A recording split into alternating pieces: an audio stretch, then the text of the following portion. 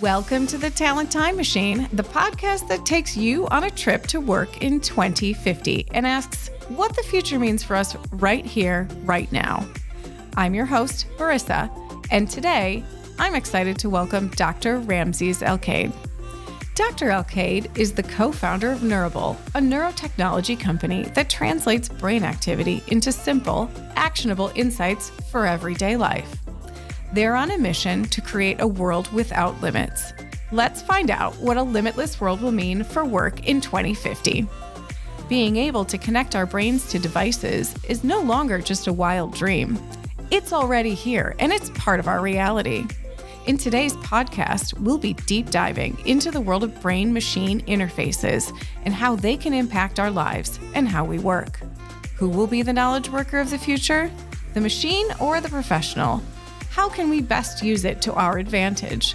What are the unintended consequences, and what should we watch out for? Together, we'll explore the answers to these questions and more with Dr. Alcaide. So fasten your seatbelts and let's travel to 2050 and beyond with the Talent Time Machine. Dr. Alcaide, thank you for joining us here today on the Talent Time Machine. It's the year 2050, and I believe your technology is playing a really big role in how people work and collaborate. So before we jump in, would you mind giving us a little background on what you do and how your work affects the mission of how you see people working in the future? For sure. So I work at a company called Neurable. I'm the CEO of the company. Basically, our technology helps us increase the sensitivity of brain data. And what that practically means is that we can take non-surgical devices, for example, think of headphones and earbuds, and even rims of glasses or AR systems, augmented reality systems, and we can put brain sensors on them that can pick up brain data to a degree that we can actually use them for different applications, such as monitoring mental health, or even using them to control your devices, for example, send very simple text messages or click on different objects. That's fascinating. I know when I was fast forwarding some of the thinking to 2050, and I'm a knowledge worker. I'm not a scientist like you are. I'm not somebody that deals in higher thinking, but a lot of it is every day I learn pieces of information, I process them, and I have to tell somebody about them. Do you think in the future, by 2050, I'll be able to just put the glasses on and let everyone see what I saw that today, distill my learnings and say, we can work around the clock, we can work seamlessly because my brain goes into your brain at the end of the day, and we kind of lose this need for big team meetings because we have this hive mentality just through our glasses, our headphones? Or are we not that connected, do you think? Yeah, I think that, so once again, it's only very high level information that we can pick up, right? So it's not going to be like somebody's going to be able to relive your entire experience. What I think that brain-computer interfaces and technology, how they can work together to make communication better is, if you did want to record your experience doing something, your AR system, can do that. And sometimes what happens is you forget to hit record, right? And so your brain can identify that something important is happening. And then if you choose so, it can automatically record for you, right? And so it will allow these kind of moments where you can increase the communication that you can send to somebody. I'm personally afraid of the hive mind. I don't want that kind of future. I like my own personal thoughts. I like to have them private. We all had this fear. It's not a new fear, right? Since any electronics were introduced, there's this fear that they're going to take over. But everyone seems to be thinking of them as more of a co-pilot versus an adversary. So if you had to fast forward your work, what do you think are going to be some of the big impacts that mobility, the signals that you're sending to your body, like how do you think that's actually going to be applied and used every day? Is it going to be every type of work and every type of person, or do you think that there'll be some more selective and more advanced specific purposes for the technology you're working on?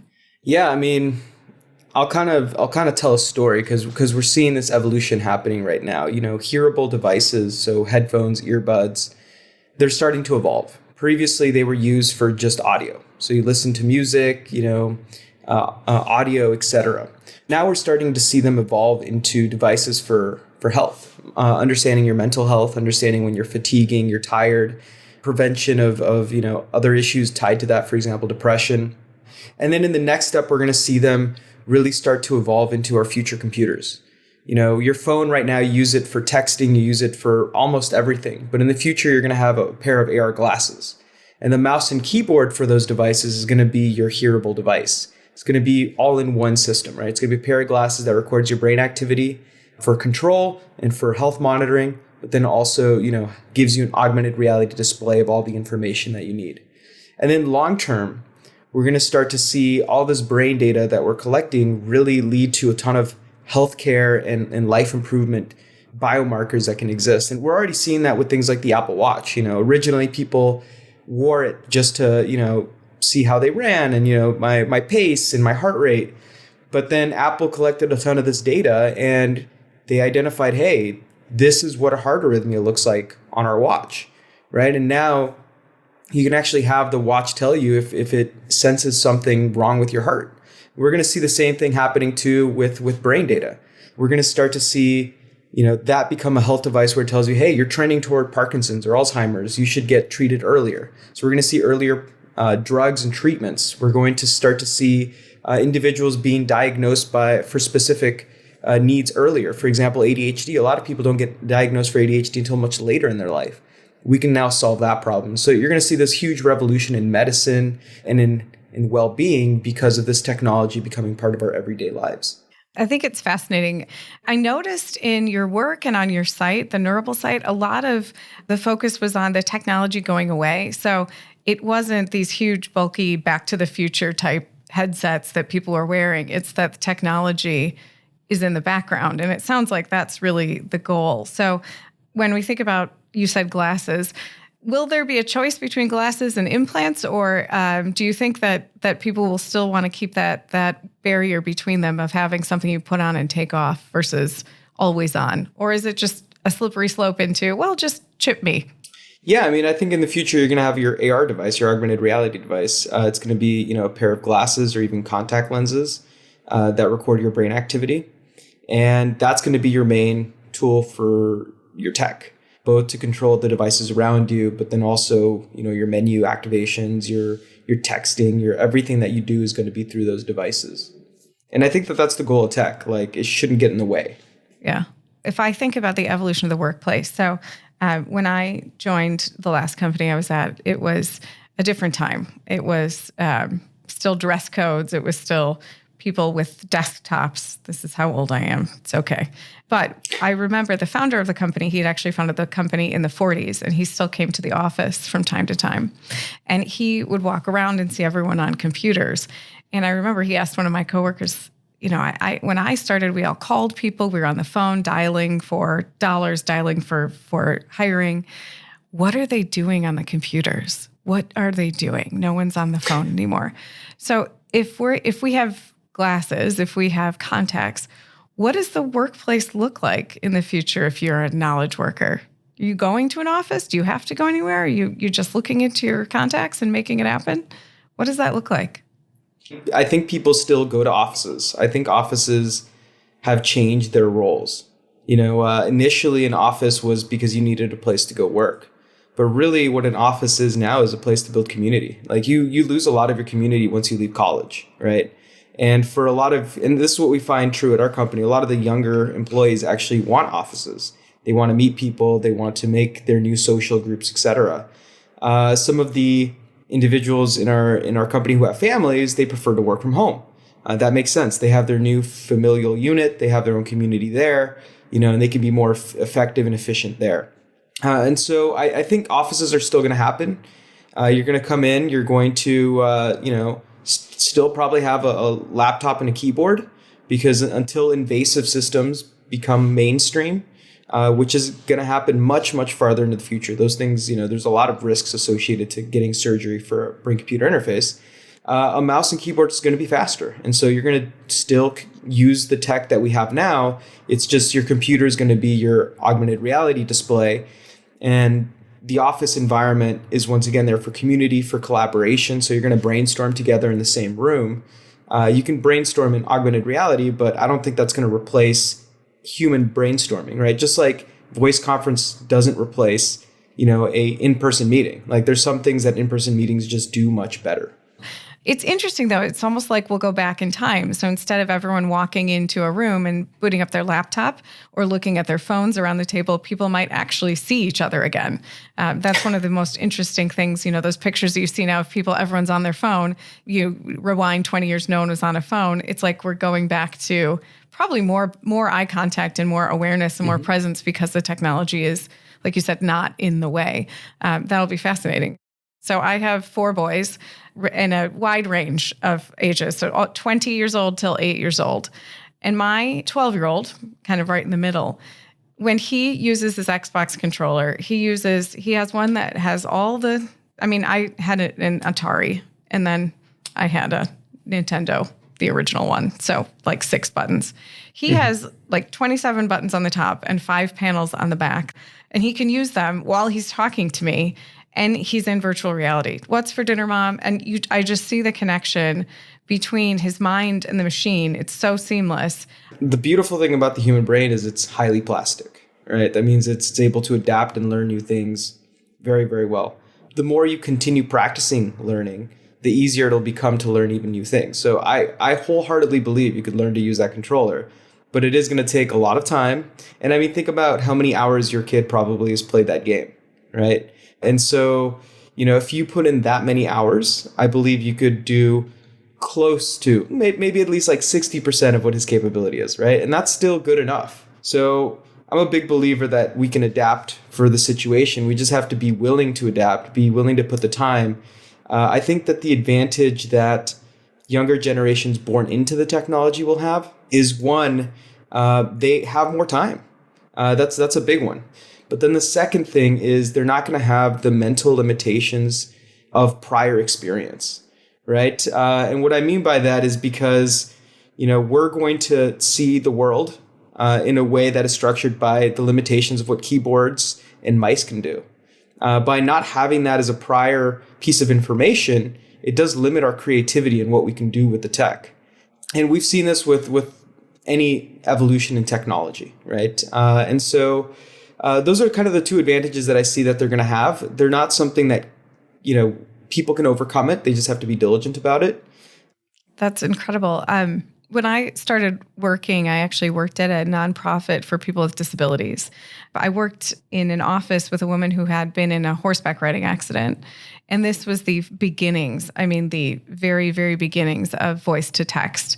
And so a lot of the adaptive equipment was, if you looked at it now, it was incredible. It was so clunky, so old on an old desktop.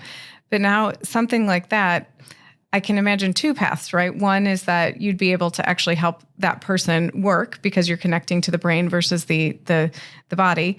But secondly, is there a way to think about rehabbing, or is there a way to reteach the person how to walk, to use use their hands and legs? So one, would we get to a place where as long as they're wearing the earset, it's like they're an able-bodied person for the purposes of work? And then 2, how does that affect their mobility or ability to relearn what they lost in an accident? Yeah, definitely. I think that as we start to see the wearable devices that we use become smarter and actually become integrated into more of the healthcare that we receive, we're going to see a giant transformation in that area. One is going to be in just understanding the condition of the individual, but the second part is with rehabilitation. So even with something, for example, you have a Fitbit or an Apple Watch, right? There are companies out there that are using those for rehab. So, it tracks your arm movement, making sure that, you are moving within the specific arc of the exercise, and we're going to start to see that. And to a certain degree, there already is companies doing this where they use electroencephalography or EEG, which is a type of brain sensor. And it's the kind that we use that doesn't require surgery for helping out with stroke rehabilitation and other applications like that. Creating something called biofeedback, where you see the information that is relevant to you as you're doing an action, so that you can essentially use that feedback to train yourself better and better. And so we're going to start to see this huge change in areas like that. I already have a watch that tells me to get up and move all the time. It's amazing the power of suggestion on your wrist of you didn't meet your step goal. When I think about the future of work in 2050, so if you're preparing your child or your own career, because Who knows how long we'll live in the future? With all this information, what do you see? What do you see people doing to get ready for it? What should they be expecting? What can you be doing now to get ready for what you think is going to be the reality in 30 years?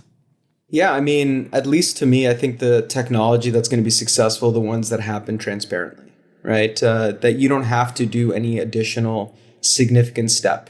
And we've seen a lot of examples of this, even with the computer. It didn't really become a mainstream object until the mouse and keyboard came along and made it so easy to use that anyone could use it. So I don't think you necessarily need to do much. Just, eventually more of your headphones and earbuds, and eventually AR is going to come out and it's going to have neurotech on it. You're just going to buy it because it's the best way to use technology at that point in time. And I would just say be open to the initial learning curves that those are going to have.